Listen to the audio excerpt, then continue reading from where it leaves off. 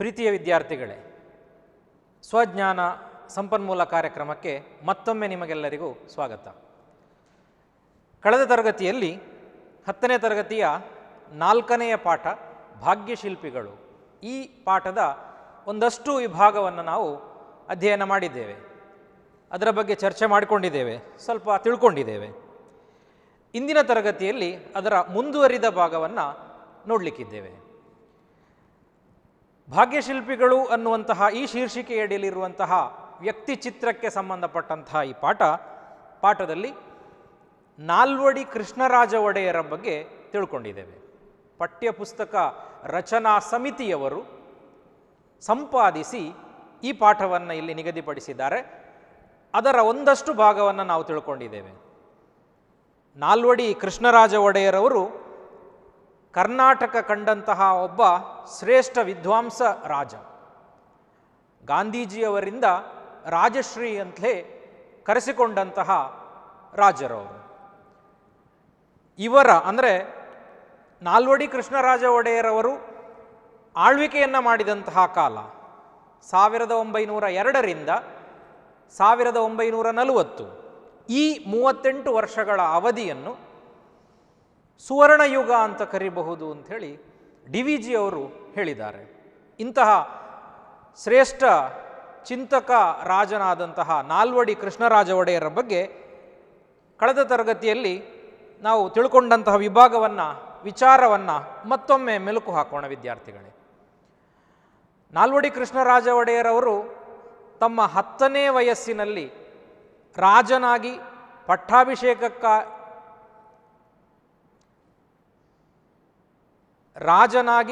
ಪಟ್ಟಾಭಿಷಿಕ್ತರಾದರು. ಅವರು ತಮಗೆ 18 ವರ್ಷ ತುಂಬಿದ ನಂತರ ಅಧಿಕಾರವನ್ನು ವಹಿಸಿಕೊಂಡರು. ಅಲ್ಲಿಯವರೆಗೆ ಅಂದರೆ ನಾಲ್ವಡಿ ಕೃಷ್ಣರಾಜ ಒಡೆಯರವರಿಗೆ 18 ವರ್ಷ ತುಂಬುವವರೆಗೆ ರಾಜ್ಯದ ಅಧಿಕಾರವನ್ನು, ರಾಜ್ಯದ ಉಸ್ತುವಾರಿಯನ್ನು ಅವರ ತಾಯಿ ವಾಣಿ ವಿಲಾಸ ಅವರು ನೋಡ್ಕೊಳ್ತಾ ಇದ್ದರು. ರೀಜೆಂಟ್ ಆಗಿ, ಪ್ರತಿನಿಧಿಯಾಗಿ ಅವರು ಅದನ್ನು ನಿರ್ವಹಿಸ್ತಾ ಇದ್ದರು. ತಾವು ರಾಜನಾಗಿ ಅಧಿಕಾರ ಸ್ವೀಕರಿಸಿದ ನಂತರ ಮೈಸೂರಿನಲ್ಲಿ ಸಾಕಷ್ಟು ಕ್ರಾಂತಿಕಾರಿ ಬದಲಾವಣೆಗಳಿಗೆ ನಾಲ್ವಡಿ ಕೃಷ್ಣರಾಜ ಒಡೆಯರವರು ಕಾರಣೀಕರ್ತರಾದರು. ಅದರಲ್ಲಿ ಬಹಳ ಮುಖ್ಯವಾಗಿ ನಾವು ನೋಡುವಂಥದ್ದು ಪ್ರಜಾಪ್ರತಿನಿಧಿ ಸಭೆ. ಪ್ರಜಾಪ್ರತಿನಿಧಿ ಸಭೆ 1881ರಲ್ಲೇ ಮೈಸೂರಿನಲ್ಲಿ ಪ್ರಾರಂಭ ಆಗಿತ್ತು. ಆದರೆ ಅದು ಅಷ್ಟೊಂದು ಪ್ರಜೆಗಳಿಗೆ ಪೂರಕವಾದ ರೀತಿಯಲ್ಲಿ ಇರಲಿಲ್ಲ. ಪ್ರಜೆಗಳ ಪಾಲ್ಗೊಳ್ಳುವಿಕೆಗೆ ಅದು ಹೆಚ್ಚು ಪ್ರೋತ್ಸಾಹವನ್ನು ಕೊಡ್ತಾ ಇರಲಿಲ್ಲ. ಆದರೆ ನಾಲ್ವಡಿ ಕೃಷ್ಣರಾಜರವರು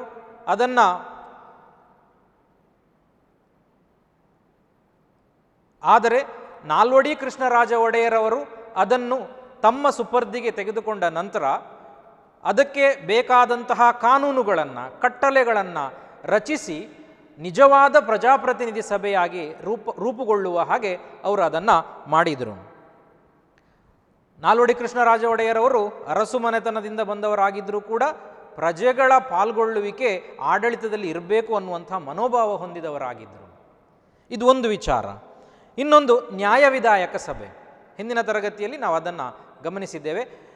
ನ್ಯಾಯವಿಧಾಯಕ ಸಭೆ ಈಗಿನ ರಾಜ್ಯಸಭೆಯ ಹಾಗೆ ಅಥವಾ ವಿಧಾನ ಪರಿಷತ್ತಿನ ಹಾಗೆ ಕೆಲಸ ಮಾಡ್ತಾ ಇದ್ದಂತಹ ಒಂದು ವ್ಯವಸ್ಥೆ. 50 ಜನ ಸದಸ್ಯರಿದ್ದರು ಅದರಿಂದ ಜನರಿಂದ ಆಯ್ಕೆಯಾದಂಥವರು 22 ಸದಸ್ಯರು. ಮೇಲ್ಮನೆಯ ರೀತಿಯಲ್ಲಿ ಈ ಸಭೆ ಕೆಲಸ ಮಾಡ್ತಾ ಇತ್ತು. ಜೂನ್ ಮತ್ತು ಡಿಸೆಂಬರ್ ತಿಂಗಳುಗಳಲ್ಲಿ ಬೆಂಗಳೂರಿನಲ್ಲಿ ಇದು ಸಮಾವೇಶಗೊಳ್ತಾ ಇತ್ತು ಅಂಥೇಳಿ. ಇಷ್ಟು ವಿಚಾರಗಳನ್ನು ಹಿಂದಿನ ತರಗತಿಯಲ್ಲಿ ನೋಡಿದ್ದೇವೆ. ಇಂದಿನ ತರಗತಿಯಲ್ಲಿ ಅದರ ಮುಂದುವರಿದ ಭಾಗವನ್ನು ನೋಡಲಿಕ್ಕಿದ್ದೇವೆ. ಪಠ್ಯಪುಸ್ತಕವನ್ನು ಎಲ್ಲರೂ ಕೈಯಲ್ಲಿ ಹಿಡ್ಕೊಳ್ಬೇಕು. ಅದೇ ರೀತಿ ನಾನು ಓದುವ ಸಂದರ್ಭಕ್ಕೆ ಪಾಠಪುಸ್ತಕವನ್ನು ಗಮನವಿಟ್ಟು ನೋಡಿಕೊಂಡು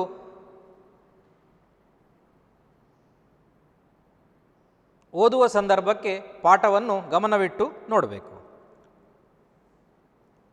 ಕೊಡುಗೆ: ಸ್ಥಳೀಯ ಸಂಸ್ಥೆಗಳನ್ನು ರಚಿಸಿ ಆಡಳಿತ ವಿಕೇಂದ್ರೀಕರಣಕ್ಕೆ ಅನುವು ಕೊಟ್ಟರು. ಕೊಡುಗೆ: ಸ್ಥಳೀಯ ಸಂಸ್ಥೆಗಳನ್ನು ರಚಿಸಿ ಆಡಳಿತ ವಿಕೇಂದ್ರೀಕರಣಕ್ಕೆ ಅನುವು ಮಾಡಿಕೊಟ್ಟರು. ನಗರ ಪಾಲಿಕೆಗಳು ಹಾಗೂ ಗ್ರಾಮ ಪಂಚಾಯಿತಿಗಳು ಕಾರ್ಯನಿರ್ವಹಿಸಲು ಆರಂಭ ಮಾಡಿದವು. ಇವರ ಕಾಲದಲ್ಲಿ ಗ್ರಾಮ ನಿರ್ಮಲೀಕರಣ, ವೈದ್ಯ ಸಹಾಯ, ವಿದ್ಯಾಪ್ರಚಾರ, ನೀರಿನ ಸೌಕರ್ಯ, ಪ್ರಯಾಣ ಸೌಲಭ್ಯ ಮುಂತಾದ ಕ್ಷೇತ್ರಗಳು ಸ್ವಯಂ ಆಡಳಿತ ಕ್ಷೇತ್ರಗಳಾದವು. ಮೈಸೂರು ಸಂಸ್ಥಾನವನ್ನು ಮಾದರಿ ಸಂಸ್ಥಾನವನ್ನಾಗಿ ರೂಪಿಸಿದರು. ಸಾಮಾಜಿಕ ಕಾನೂನುಗಳ ಹರಿಕಾರ ಎಂದೇ ಹೆಸರಾದರು. ಸಾಹಿತ್ಯ, ಸಂಗೀತ, ವಾಸ್ತುಶಿಲ್ಪಗಳ ಅಭಿವೃದ್ಧಿಗೆ ಒತ್ತು ನೀಡಿದರು. ಬೆಂಗಳೂರಿನಲ್ಲಿ ಕನ್ನಡ ಸಾಹಿತ್ಯ ಪರಿಷತ್ತನ್ನು ಪ್ರಾರಂಭಿಸಿದರು. ಮೈಸೂರು ಅರಸೀಕೆರೆ, ಬೆಂಗಳೂರು ಚಿಕ್ಕಬಳ್ಳಾಪುರ, ಚಿಕ್ಕಜಾಜೂರು ಚಿತ್ರದುರ್ಗ, ನಂಜನಗೂಡು ಚಾಮರಾಜನಗರ, ತರೀಕೆರೆ ಶಿವಮೊಗ್ಗ ಆನಂದಪುರ ಈ ಎಲ್ಲ ರೈಲು ಮಾರ್ಗಗಳನ್ನು 1931 ವೇಳೆಗೆ ಪೂರೈಸಲಾಯಿತು. 1900ರಲ್ಲಿಯೇ ಶಿವನ ಸಮುದ್ರದ ಬಳಿ ಕಾವೇರಿ ನದಿಯಿಂದ ಜಲವಿದ್ಯುತ್ ಉತ್ಪಾದನಾ ಕೇಂದ್ರ ಪ್ರಾರಂಭವಾಯಿತು. ಇದು ಭಾರತ ಮಾತ್ರವಲ್ಲ, ಏಷ್ಯಾ ಖಂಡದಲ್ಲೇ ಮೊದಲ ಜಲವಿದ್ಯುತ್ ಯೋಜನೆ. 1907ರಲ್ಲಿ ವಾಣಿವಿಲಾಸ ಸಾಗರ ಮಾರಿಕಣಿವೆ ಕಟ್ಟಲ್ಪಟ್ಟಿತು. 1911ರಲ್ಲಿ ಕೃಷ್ಣರಾಜ ಸಾಗರ ಇವರ ಬೃಹತ್ ಮುಂಗಾಣ್ಕೆಯ ಕೊಡುಗೆ. ಪ್ರಾಥಮಿಕ ಮತ್ತು ಮಾಧ್ಯಮಿಕ ವಿದ್ಯಾಭ್ಯಾಸವನ್ನು ಉಚಿತ ಮತ್ತು ಕಡ್ಡಾಯವಾಗಿ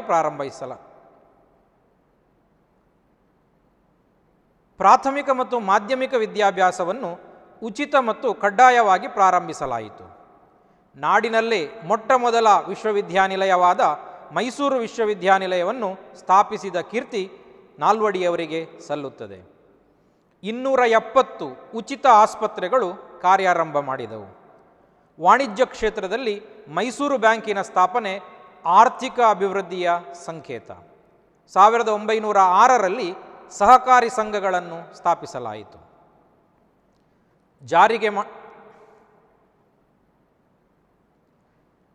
ಜಾರಿ ಮಾಡಿದ ಸಾಮಾಜಿಕ ಕಾನೂನುಗಳು: 1909 ದೇವದಾಸಿ ಪದ್ಧತಿ ನಿಷೇಧ, 1910 ಬಸವಿ ಪದ್ಧತಿ ರದ್ದತಿ, ಗೆಜ್ಜೆ ಪೂಜೆ ಪದ್ಧತಿ ಸಂಪೂರ್ಣ ನಿರ್ಮೂಲನೆ, 1936 ವೇಶ್ಯಾವೃತ್ತಿ ತಡೆಗಟ್ಟುವ ಕಾಯ್ದೆ, ವಿಧವಾ ಮರು ವಿವಾಹ ಕಾಯ್ದೆ, ಸ್ತ್ರೀಯರಿಗೆ ಕಡ್ಡಾಯ ಶಿಕ್ಷಣ ಜಾರಿ, 1914ರಲ್ಲಿ ಶಾಲಾ ಪ್ರವೇಶಕ್ಕೆ ಜಾತಿ ಪರಿಗಣನೆಯ ನಿಷೇಧ, 1919 ಮಾಧ್ಯಮಿಕ ಶಾಲಾ ಶಿಕ್ಷಣ ಶುಲ್ಕ ರದ್ದತಿ, 1927 ಮೊಟ್ಟ ಮೊದಲ ಬಾರಿಗೆ ಸ್ತ್ರೀಯರಿಗೆ ಮತದಾನದ ಹಕ್ಕು, 1905 ಸಹಕಾರಿ ಕಾರ್ಮಿಕ ಪರಿಹಾರ ನಿಧಿ,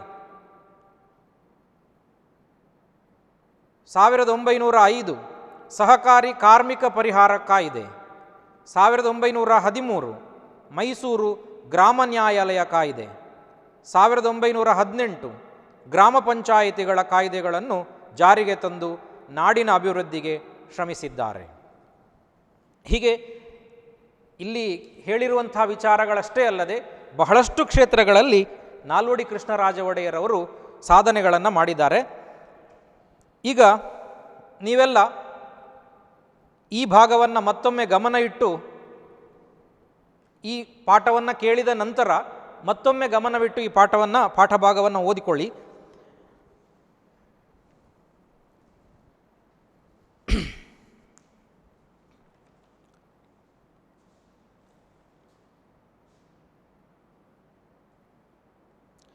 ಸರಿ ವಿದ್ಯಾರ್ಥಿಗಳೇ, ಈಗ ನಾಲ್ವಡಿ ಕೃಷ್ಣರಾಜ ಒಡೆಯರ ಬಗ್ಗೆ, ಅವರು ನೀಡಿದಂತಹ ಕೊಡುಗೆಗಳ ಬಗ್ಗೆ ಒಂದಿಷ್ಟು ವಿಚಾರಗಳನ್ನು ತಿಳ್ಕೊಳ್ತಾ ಹೋಗೋಣ.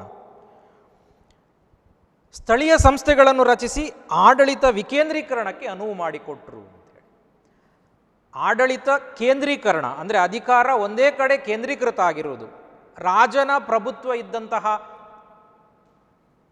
ಕ್ಷೇತ್ರಗಳಲ್ಲಿ, ರಾಜನ ಪ್ರಭುತ್ವ ಇದ್ದಂತಹ ಸಂಸ್ಥಾನಗಳಲ್ಲಿ ಯಾವತ್ತೂ ಕೂಡ ಎಲ್ಲ ಅಧಿಕಾರಗಳು ರಾಜನತ್ರ ಕೇಂದ್ರೀಕೃತ ಆಗಿರುತ್ತದೆ.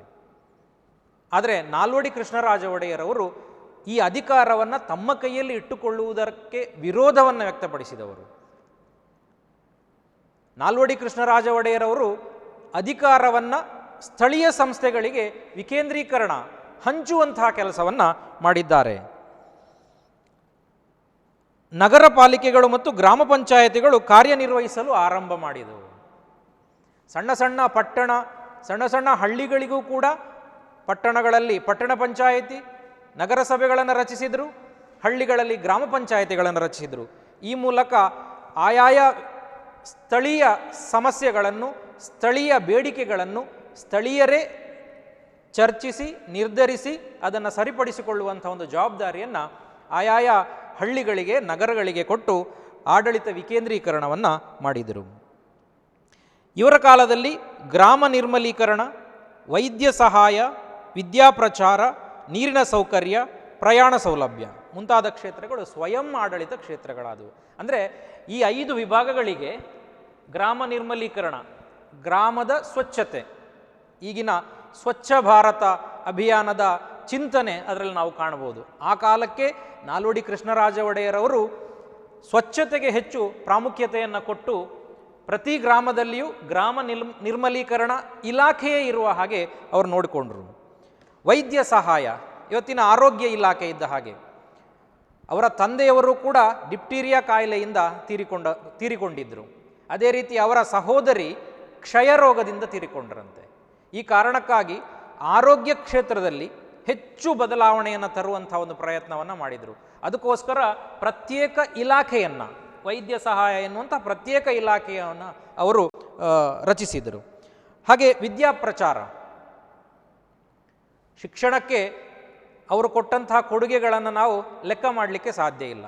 ಸುಮಾರು 8,000 ಶಾಲೆಗಳು ಇವರು ಅಧಿಕಾರ ಮಾಡ್ತಾ ಇದ್ದಾಗ ಇತ್ತು. ಮೈಸೂರಿನಲ್ಲಿ ಸುಮಾರು 8,000 ಶಾಲೆಗಳು ಇತ್ತು ಅಂತ ಹೇಳ್ತಾರೆ. ಸುಮಾರು 5 ಲಕ್ಷಕ್ಕಿಂತ ಹೆಚ್ಚು ವಿದ್ಯಾರ್ಥಿಗಳು ವಿದ್ಯಾಭ್ಯಾಸವನ್ನು ಮಾಡ್ತಾ ಇದ್ದರು ಅಂತ ಹೇಳ್ತಾರೆ.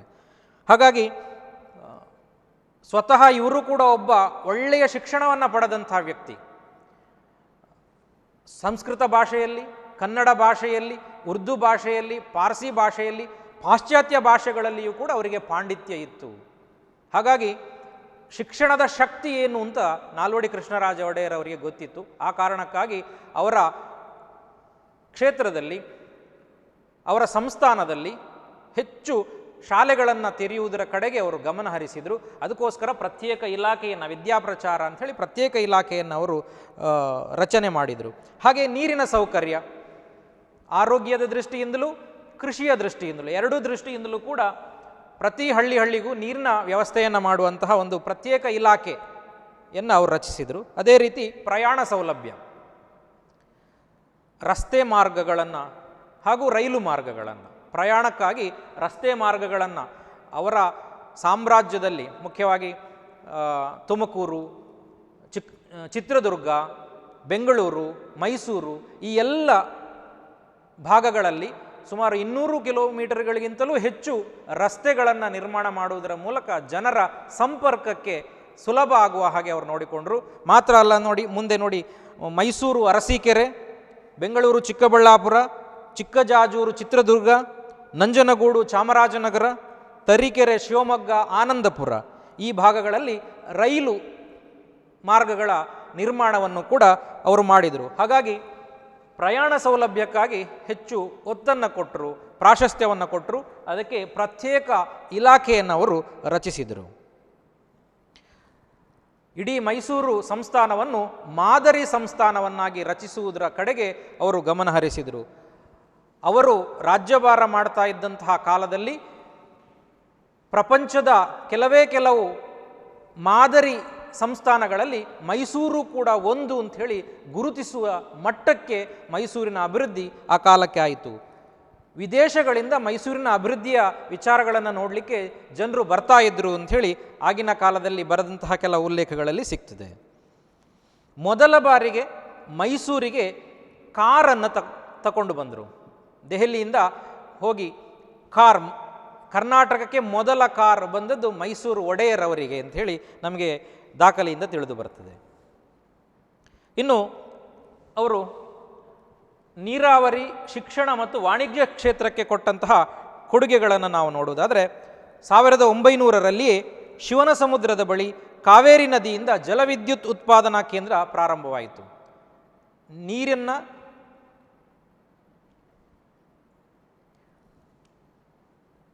ನೀರಿನ ಸಹಾಯದಿಂದ ವಿದ್ಯುತ್ತನ್ನು ಉತ್ಪಾದಿಸಿ ಅದನ್ನು ಕೋಲಾರದ ಚಿನ್ನದ ಗಣಿಗೆ ವಿದ್ಯುತ್ ಸಂಪರ್ಕವನ್ನು ಕೊಟ್ಟರು. ಅದೇ ರೀತಿ ಮುಂದೆ 1905ರಲ್ಲಿ ಬೆಂಗಳೂರಿಗೆ ವಿದ್ಯುತ್ ಸಂಪರ್ಕವನ್ನು ಕೊಟ್ಟರು. ಈ ಮೂಲಕ ಏಷ್ಯಾದಲ್ಲೇ ಪ್ರಥಮ ಬಾರಿಗೆ ವಿದ್ಯುತ್ ಸಂಪರ್ಕವನ್ನು ಪಡೆದ ನಗರ ಬೆಂಗಳೂರು ಅಂಥೇಳಿ ಗುರುತಿಸಿಕೊಳ್ಳಲಿಕ್ಕೆ ಸಾಧ್ಯ ಆಯಿತು. 1907ರಲ್ಲಿ ವಾಣಿ ವಿಲಾಸ ಸಾಗರ ಚಿತ್ರದುರ್ಗದಲ್ಲಿ ಆಗಿನ ಕಾಲದಲ್ಲಿ ಭಾರತದ ಮೊದಲ ಅಷ್ಟು ದೊಡ್ಡ ಅಣೆಕಟ್ಟು ವಾಣಿ ವಿಲಾಸ ಸಾಗರ ಅದನ್ನು ನಿರ್ಮಿಸಿದರು. ಹಾಗೆ 1911ರಲ್ಲಿ ಇವರು ರಾಜ್ಯಭಾರ ಮಾಡ್ತಾ ಇದ್ದ ಕಾಲದಲ್ಲಿ ವಿಶ್ವೇಶ್ವರಯ್ಯನವರ ಸಹಕಾರದಿಂದ ಮಂಡ್ಯ ಜಿಲ್ಲೆಯಲ್ಲಿ ಕೃಷ್ಣರಾಜ ಸಾಗರ ಅಣೆಕಟ್ಟನ್ನು ಕೂಡ ಇವರು ನಿರ್ಮಾಣ ಮಾಡಿ ಕೃಷಿಗೆ ಮತ್ತು ಕೈಗಾರಿಕೆಗೆ ಉತ್ತೇಜನ ನೀಡಿದರು. ಇನ್ನು ಶಿಕ್ಷಣದ ವಿಚಾರಕ್ಕೆ ಬಂದರೆ, ಈಗಾಗಲೇ ನಾನು ಹೇಳಿದೆ, ಇವರ ಕಾಲದಲ್ಲಿ 800ಕ್ಕಿಂತಲೂ ಹೆಚ್ಚು ಶಾಲೆಗಳು ಕಾರ್ಯನಿರ್ವಹಿಸ್ತಾ ಇದ್ವು. 5 ಲಕ್ಷಕ್ಕಿಂತಲೂ ಹೆಚ್ಚು ವಿದ್ಯಾರ್ಥಿಗಳು ವಿದ್ಯಾಭ್ಯಾಸವನ್ನು ಮಾಡ್ತಾ ಇದ್ದರು ಅಂಥೇಳಿ. ಮುಖ್ಯವಾಗಿ ಪ್ರಾಥಮಿಕ ಹಾಗೂ ಮಾಧ್ಯಮಿಕ ವಿದ್ಯಾಭ್ಯಾಸವನ್ನು ಉಚಿತ ಮತ್ತು ಕಡ್ಡಾಯವಾಗಿ ಮಾಡಿದರು. ಉಚಿತವಾಗಿ ಮತ್ತು ಕಡ್ಡಾಯ, ಪ್ರತಿಯೊಬ್ಬರೂ ಕೂಡ ಶಿಕ್ಷಣವನ್ನು ಪಡಿಬೇಕು ಅನ್ನುವ ನಿಟ್ಟಿನಲ್ಲಿ ಕೆಲವು ನಿಯಮಗಳನ್ನೆಲ್ಲ ರೂಪಿಸಿದ್ರು ಅಂತೇಳಿ. ನಾಡಿನಲ್ಲೇ ಮೊಟ್ಟ ಮೊದಲ ವಿಶ್ವವಿದ್ಯಾನಿಲಯವಾದ ಮೈಸೂರು ವಿಶ್ವವಿದ್ಯಾನಿಲಯವನ್ನು ಸ್ಥಾಪಿಸಿದ ಕೀರ್ತಿ ನಾಲ್ವಡಿಯವರಿಗೆ ಸಲ್ಲುತ್ತದೆ. ಕರ್ನಾಟಕದ ಮೊದಲ ವಿಶ್ವವಿದ್ಯಾನಿಲಯ. ಆಗಿನ ಕಾಲಕ್ಕೆ ಮದ್ರಾಸ್, ಕಲ್ಕತ್ತಾ ಇಂತಹ ವಿಶ್ವವಿದ್ಯಾನಿಲಯಗಳು ಮಾತ್ರ ಕಾರ್ಯನಿರ್ವಹಿಸ್ತಾ ಇತ್ತು. ಅಂತಹ ಸಂದರ್ಭದಲ್ಲಿ ಮೈಸೂರು ಸಂಸ್ಥಾನಕ್ಕೆ ಪ್ರತ್ಯೇಕವಾದಂತಹ ಒಂದು ವಿಶ್ವವಿದ್ಯಾನಿಲಯವನ್ನು ನಿರ್ಮಿಸಿಕೊಟ್ರು. ಕೇವಲ 2 ಕಾಲೇಜುಗಳಿಗಾಗಿ, ಬೆಂಗಳೂರಿನ ಸೆಂಟ್ರಲ್ ಕಾಲೇಜು ಮತ್ತು ಮೈಸೂರಿನ ಮಹಾರಾಜ ಕಾಲೇಜು, ಈ 2 ಕಾಲೇಜುಗಳಿಗಾಗಿ ಒಂದು ವಿಶ್ವವಿದ್ಯಾನಿಲಯವನ್ನು ರಚಿಸುವಂತಹ ಒಂದು ಧೈರ್ಯವನ್ನು ನಾಲ್ವಡಿ ಕೃಷ್ಣರಾಜ ಒಡೆಯರವರು ತೋರಿಸಿದರು. 270 ಉಚಿತ ಆಸ್ಪತ್ರೆಗಳು ಕಾರ್ಯಾರಂಭ ಮಾಡಿದವು. ಅದಕ್ಕಾಗಿಯೇ ಪ್ರತ್ಯೇಕ ಇಲಾಖೆಯನ್ನು, ವೈದ್ಯ ಸಹಾಯ ಎನ್ನುವಂಥ ಪ್ರತ್ಯೇಕ ಇಲಾಖೆಯನ್ನು ರಚಿಸಿ ಅದರ ಅಡಿಯಲ್ಲಿ 270 ಆಸ್ಪತ್ರೆಗಳನ್ನು ನಿರ್ಮಿಸಿ ಜನರಿಗೆ ಸಮರ್ಪಕ ರೀತಿಯಲ್ಲಿ ಆರೋಗ್ಯ ಸೇವೆ ಸಿಗುವ ಹಾಗೆ ನೋಡಿಕೊಂಡ್ರು. ಇನ್ನು ವಾಣಿಜ್ಯ ಕ್ಷೇತ್ರದಲ್ಲಿ ಮೈಸೂರು ಬ್ಯಾಂಕಿನ ಸ್ಥಾಪನೆ ಆರ್ಥಿಕ ಅಭಿವೃದ್ಧಿಯ ಸಂಕೇತ. ಮೈಸೂರು ಬ್ಯಾಂಕ್ 1915ರಲ್ಲಿ ಮೈಸೂರು ಬ್ಯಾಂಕನ್ನು ಸ್ಥಾಪಿಸಿದರು. ಅದೇ ರೀತಿ 1906ರಲ್ಲಿ ಸಹಕಾರಿ ಸಂಘಗಳನ್ನು ಸ್ಥಾಪಿಸಿದರು. ಮೈಸೂರು ಕೋಆಪರೇಟಿವ್ ಸೊಸೈಟಿ ಲಿಮಿಟೆಡ್ ಅಂಥೇಳಿ ಸಹಕಾರಿ ಸಂಘವನ್ನು ಸ್ಥಾಪಿಸುವುದರ ಮೂಲಕ ಕೃಷಿಕರಿಗೆ ಅಡಮಾನ ಸಾಲವನ್ನು ನೀಡಿ ಕೃಷಿಗೆ ಪ್ರೋತ್ಸಾಹವನ್ನು ಕೊಟ್ಟರು. ನಾಲ್ವಡಿ ಕೃಷ್ಣರಾಜ ಒಡೆಯರವರನ್ನು ಮೀಸಲಾತಿಯ ಜನಕ ಅಂತ ಕರೀತಾರೆ. ಸಾಮಾಜಿಕ ಕಾನೂನುಗಳ ಹರಿಕಾರ ಅಂತ ಕರೀತಾರೆ. ಇವರ ಕಾಲದಲ್ಲಿ ಸಮಾನತೆಯನ್ನು ಒದಗಿಸಲಿಕ್ಕಾಗಿ, ಜನರಿಗೆ ಸಮಾನತೆಯ ತತ್ವ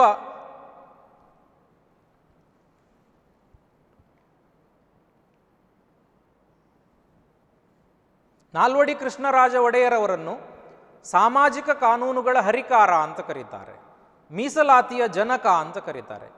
ಇವರ ಕಾಲದಲ್ಲಿ ಹಲವಾರು ಸಾಮಾಜಿಕ ಕಾನೂನುಗಳನ್ನು ಜಾರಿಗೆ ತರಲಾಯಿತು. ಅದರಲ್ಲಿ ಬಹಳ ಮುಖ್ಯವಾಗಿ ಆಗಿನ ಸಮಾಜದಲ್ಲಿ ಬಹಳ ಅನಿಷ್ಟ ಪದ್ಧತಿಯಾಗಿದ್ದಂತಹ ದೇವದಾಸಿ ಪದ್ಧತಿ, ಬಸವಿ ಪದ್ಧತಿ, ಗೆಜ್ಜೆ ಪೂಜೆ ಪದ್ಧತಿ, ಮಹಿಳೆಯರನ್ನು ಬಹಳ ಶೋಷಣೆಗೆ ಒಳಪಡಿಸಿದಂತಹ ಈ ಪದ್ಧತಿಗಳನ್ನು ನಿಷೇಧಿಸುವ ಕಾನೂನುಗಳನ್ನು ಅವರು ಜಾರಿಗೆ ತಂದರು.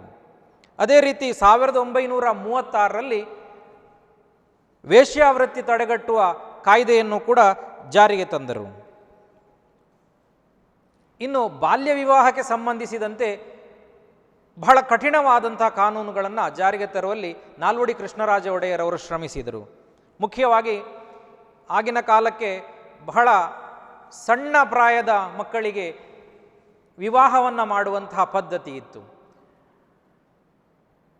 ಮಗು ತೊಟ್ಟಿಲಿನಲ್ಲಿರುವಾಗಲೇ ಆ ಮಗುವಿಗೆ ವಿವಾಹವನ್ನು ಮಾಡ್ತಾ ಇದ್ದಂತಹ ಒಂದು ಅನಿಷ್ಟ ಪದ್ಧತಿ ಜಾರಿಯಲ್ಲಿತ್ತು.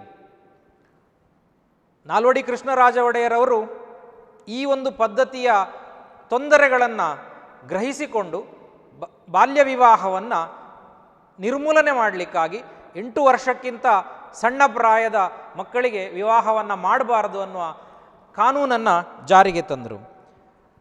ಇನ್ನು ಸಣ್ಣ ಪ್ರಾಯದಲ್ಲೇ ಬಾಲ್ಯದಲ್ಲೇ ವಿಧವೆಯರಾದಂತಹ ಎಷ್ಟೋ ಹೆಣ್ಣು ಮಕ್ಕಳಿಗೆ ಆಶಾದಾಯಕವಾದಂತಹ ಒಂದು ಕಾನೂನು ವಿಧವಾ ಮರು ವಿವಾಹ ಕಾಯ್ದೆ, ಅದನ್ನು ಕೂಡ ಜಾರಿಗೆ ತಂದರು.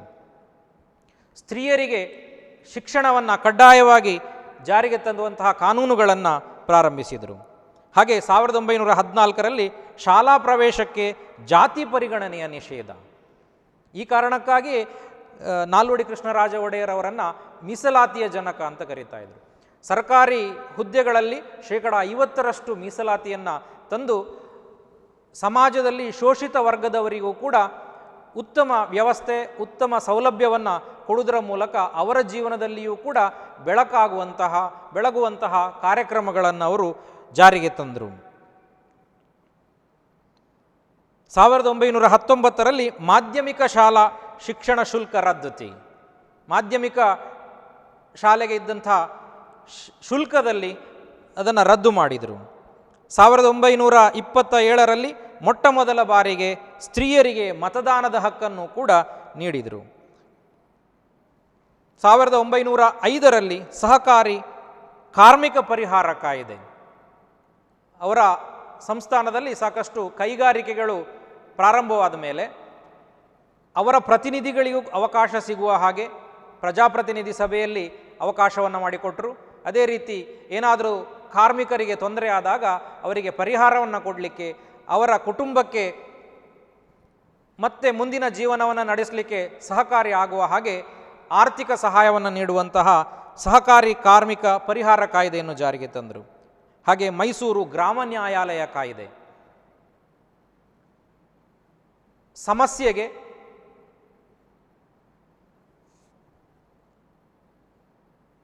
ಗ್ರಾಮ ಮಟ್ಟದ ಸಮಸ್ಯೆಗಳನ್ನು ಅಲ್ಲೇ ಪರಿಹಾರ ಮಾಡಬೇಕು ಅನ್ನುವ ನಿಟ್ಟಿನಲ್ಲಿ ಮೈಸೂರು ಗ್ರಾಮ ನ್ಯಾಯಾಲಯ ಕಾಯ್ದೆಯನ್ನು ಅವರು ಜಾರಿಗೆ ತಂದರು. ಹಾಗೆ ಗ್ರಾಮ ಪಂಚಾಯತಿಗಳ ಕಾಯ್ದೆ. ಈ ರೀತಿ ಅಧಿಕಾರವನ್ನು ವಿಕೇಂದ್ರೀಕರಿಸಿ ಅಧಿಕಾರಗಳನ್ನು ತನ್ನ ಕೆಳಗಿನ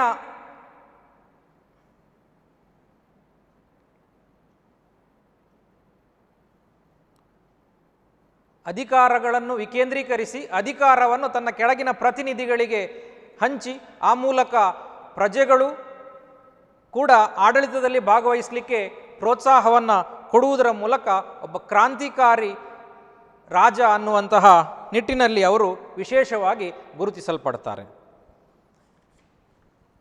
ವಿದ್ಯಾರ್ಥಿಗಳೇ, ಇಷ್ಟು ವಿಚಾರಗಳನ್ನು ಇವತ್ತಿನ ತರಗತಿಯಲ್ಲಿ ನಾವು ಅಧ್ಯಯನ ಮಾಡಿದ್ದೇವೆ.